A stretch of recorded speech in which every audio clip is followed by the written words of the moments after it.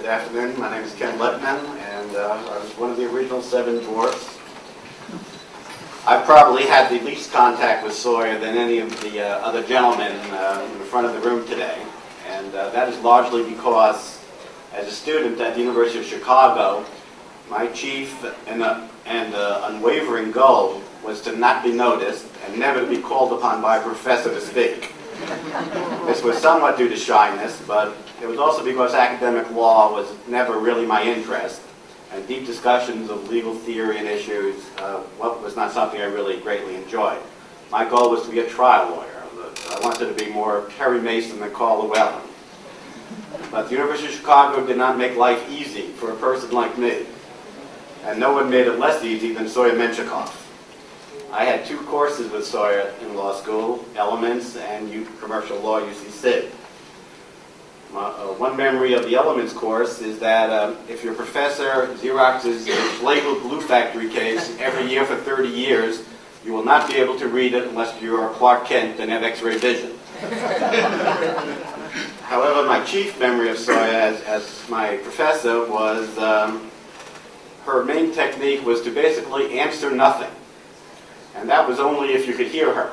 I would often sit in the class totally baffled, and I'd be in a state, I would sit there thinking, I'm going to fail this Elements course, I'm going to fail this UCC course.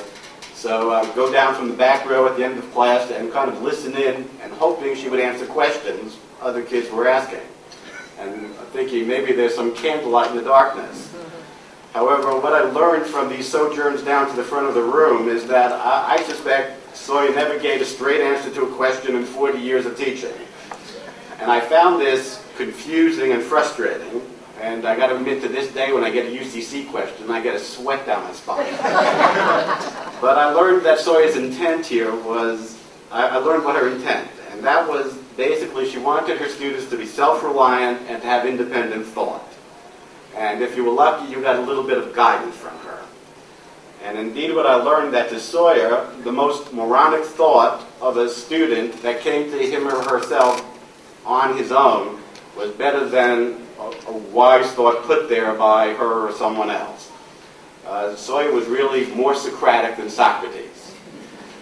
And after twice being her student, for reasons I never understood, she asked me to become one of the original 7 Dwarfs.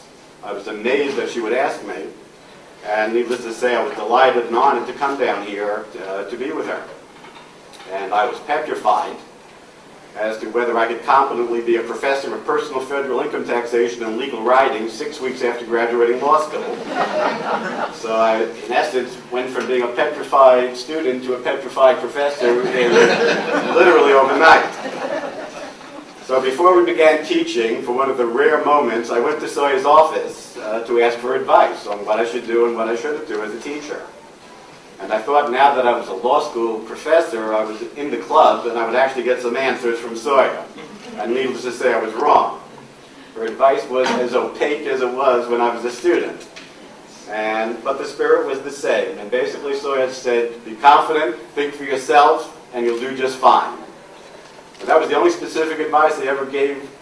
The only specific advice I remember her giving me was that call yourself professor of law. Don't call yourself instructor of law. Call yourself a professor. And you can see when she said that how proud she was to be called a professor of law. And that was really the essence of Soia. To Soia, law was a charm profession. To be a law professor was a charm profession. It was the highest of intellectual callings. And she was proud to be called a professor of law, really above all else. And she wanted us to be also. And in the end, that was her greatest lesson to me. Soia loved the law. Every aspect of the study of law more than anyone I ever met before or since. It wasn't a job to her, it wasn't even a profession, it was a calling. The way doing God's work is a calling for like a great member of the clergy. That's what law was to Soia. It was the study of the rules of society that make us free, give us liberty, and governs every aspect of our conduct. So Soia law was what separated us from anarchy, from the animals, and to analyze the development of common law over the centuries was to understand the march of human progress. Law to Soia was the study of civilization itself. And when she spoke about law, her beautiful eyes lit up. and they sparkled with enthusiasm. So you might not understand everything she said. In my case, you might not have understood anything she said.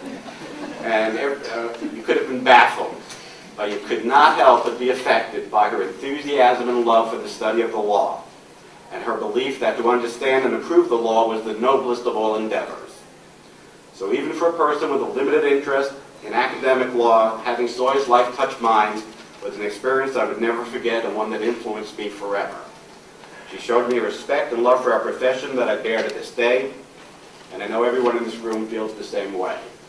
So it's truly an honor for me, a personal honor for me, 35 years later, to come and honor the memory of this great student of the law, to recall with great respect and affection the most extraordinary and gifted woman I've ever known in my life. And most importantly, I'm proud to sit here and honor a great professor of law, Soia Mentschikoff.